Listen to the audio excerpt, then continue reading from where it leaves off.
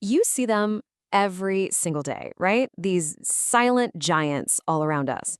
But what if I told you that pretty much everything you think you know about what a tree is wrong? What if I told you they're actually one of the most extreme beings on this planet, built from nothing but thin air and, get this, mostly dead stuff? I know, that sounds completely bonkers, right? But it's true.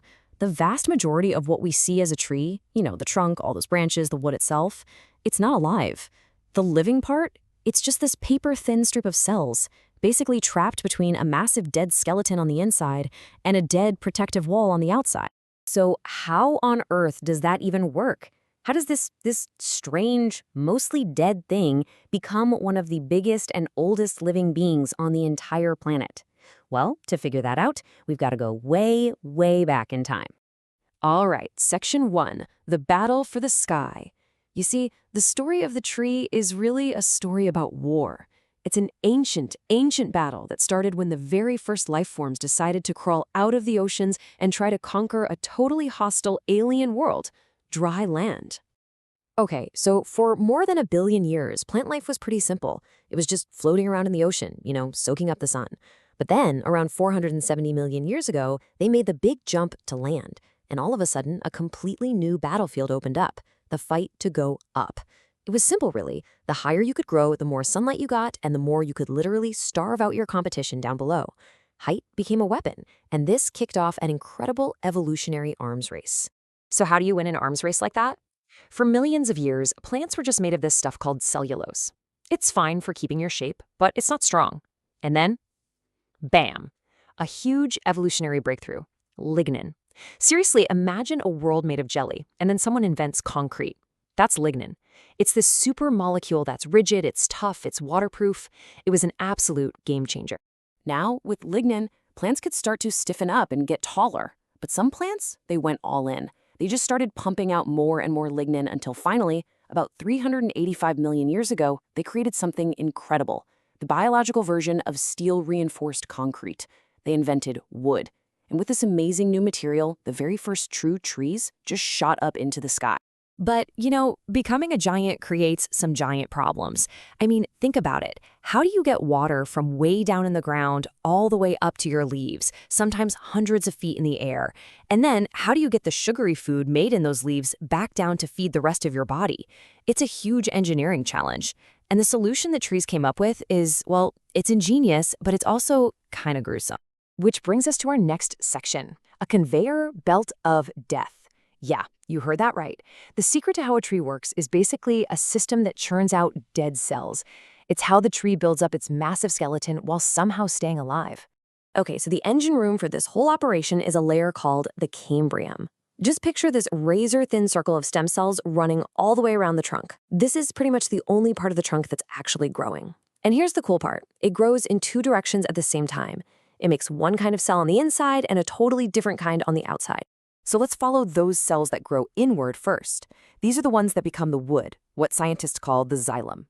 As these new cells grow, they just start pumping out tons and tons of that lignin, basically turning themselves into bone.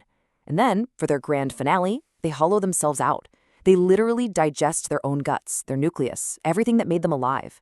They have to kill themselves to do their job. And what's left behind? A hard, empty tube. A corpse that just so happens to be a perfect pipe for moving water. And this is the absolute genius of the system.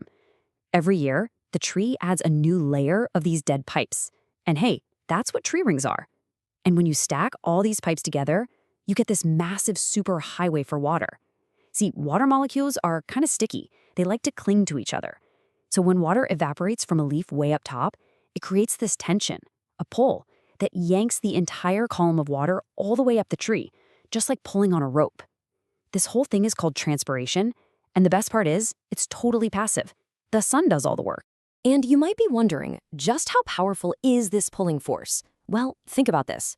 Our best man-made vacuum pumps, they can only pull water up about 10 meters or 33 feet before the negative pressure gets so intense the water literally starts to boil at room temperature.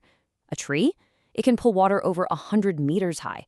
The suction inside those tiny pipes is just insane. It's like the crushing pressure you'd find hundreds of meters deep in the ocean. It's a feat of engineering we just can't copy.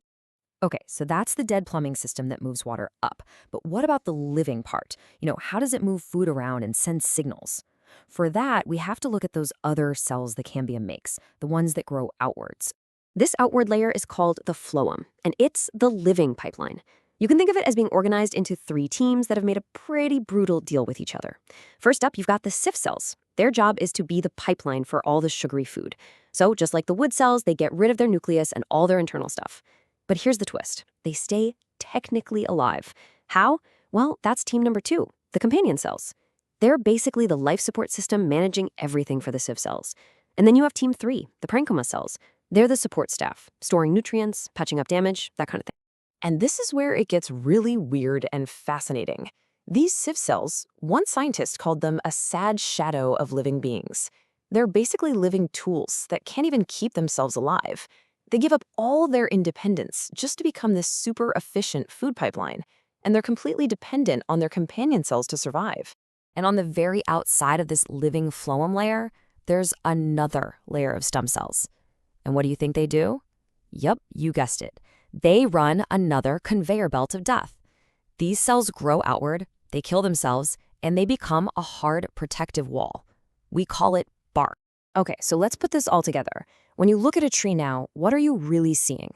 Because the answer to that question reveals why these amazing things are, well, kind of immortal by accident. The entire strategy of a tree is laid bare right here.